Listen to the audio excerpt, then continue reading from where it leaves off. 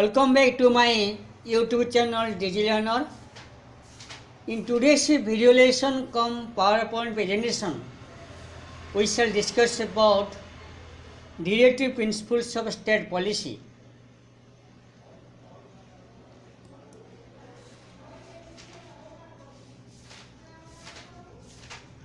The directive principles of state policy is an important part of the Indian Constitution. The part 4th of the Constitution deals with the directive principles of state policy. The provision contained in this part cannot be enforced by any court of law, but these principles are fundamental in the governance of the country, and it shall be the duty of the state to apply these principles in making of laws for welfare of the people. The aim of the directive principle state policy is to provide for a welfare polity. In order to establish socio-economic democracy in India, the founding fathers of the Indian Constitution laid emphasis to include the directive principle state policy in the Constitution of India. The main objectives of DPSP is to make India a welfare state. The concept of directive principle state policy was borrowed from the Constitution of Ireland. DPSPs are positive obligation or injunction on the state, though not enforceable in a court of law. Article 37 of the Indian Constitution makes provision contained in this part shall not be enforced by any court. Now, we shall discuss about classification of directive principle state policy. The writers of the Indian government and politics divide all the principles in different way. Now we shall discuss by dividing all these principles into 4 categories, from Article 36 to Article 51.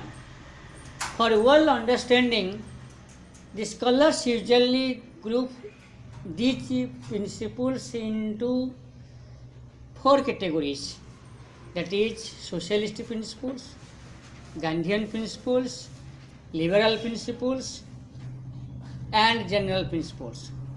First of all, we shall discuss about socialist principles.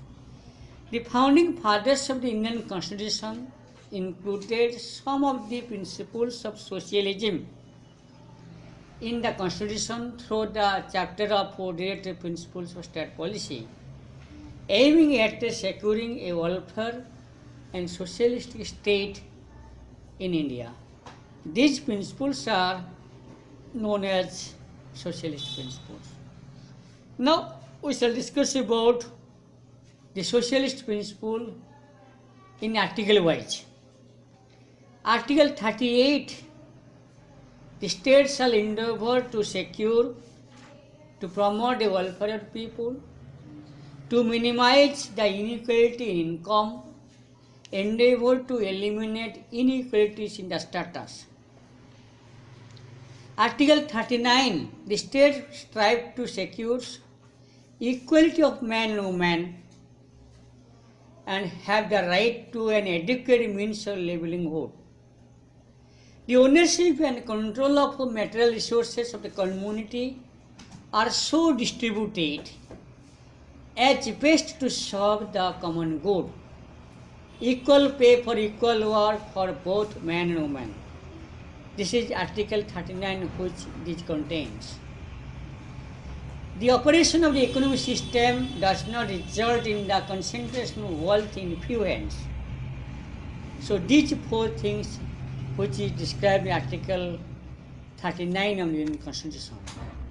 Now we shall discuss Article 41. Article 41 says right to work, to education, and to public assistance. The state shall make effective provision for securing the right to work, to education, and to public assistance in case of unemployment, old age, sickness, and disablement within the limit of its economic capacity. Next, Article 43. living wage for workers. The state shall endeavour to secure to all workers in a living wage, condition of work ensuring a decent standard of life, full enjoyment of leisure. The state shall to promote cottage industries on individual or cooperative basis in rural areas. Then Article 42, provision for just and human condition of work. The state shall make provision for securing just and human condition of work. Then Article 14A, participation of workers in management of industries. The state shall take steps by suitable legislation to secure the participation of workers in the management of undertaking and industries. Next, Gandhian principles. Though Mahatma Gandhi, the father of nation, was not a member of the Constituent Assembly of India, the founding fathers of the Constitution laid emphasis to include some principles of Gandhism in our Constitution through directive principles of state policy. Those principles are known as Gandhian principles. Now we shall discuss about all the articles relating to the Gandhian principles. First, Article 40, organization of the village panchayat and cottage industries. The state shall take steps to organize village panchayats and endow them with such power and authority as may be necessary to enable them to function as a unit of self-government. Second is the state should promote cottage industry on an individual and cooperative basis in rural areas. Then Article 46, promotion of educational economic interest of weaker sections of societies like scheduled caste, scheduled tribe and other backward sections. The state shall promote with special care of the educational and economic interest of the weaker sections of the people, especially the scheduled caste, scheduled tribe. Next, Article 47, duty of the state to raise the level of nutrition and standard of living and improve public health. The state shall endeavour to bring about the prohibition of congestion of intoxicating drinks and drugs which are injurious to health. Then Article 48, organization of agriculture and animal husbandry. The state shall endeavour to organize agriculture and animal husbandry on modern and scientific lines, prohibiting the slaughter of cows, calves, and other milkish animal and draught animals. Then we shall discuss about liberal principles. In order to make India a liberal democracy, the founding fathers of the Indian Constitution included some of the liberal principles in the Constitution of India through directive principles of state policy. Then we shall discuss about Article 39A, equal justice and free legal aid. The state shall to secure that the operation legal system promote justice. The state provide free legal aid to the weaker sections of the society. Next, Article 44, uniform civil code for the citizen. The state shall endeavour to secure for the citizens a uniform civil code throughout the territory of India. Then Article 45, provision for free and compulsory education for children. The state shall endeavour to provide for free and compulsory education for all children until they attain the complete the age of 14 years.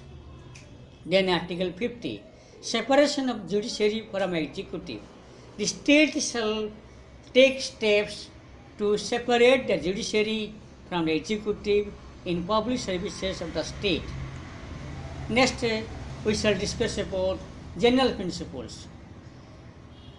Article 41A, protection of and improvement of environment and safeguarding of the forest and wildlife. The state shall endeavor to protect and improve the environment and to safeguard the forest and wildlife of the country. Then Article 49, protection of monuments and places of objects of national importance.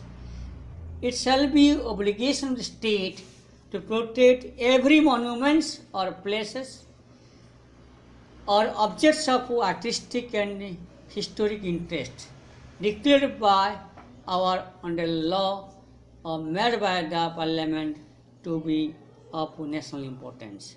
Then Article 51, promotion of international peace and security.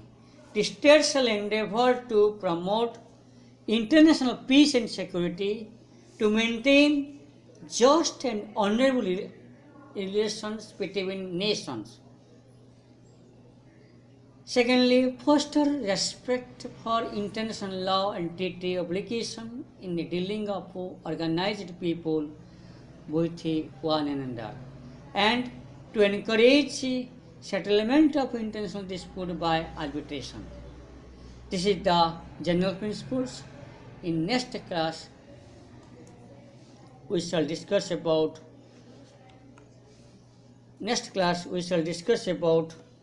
the state government.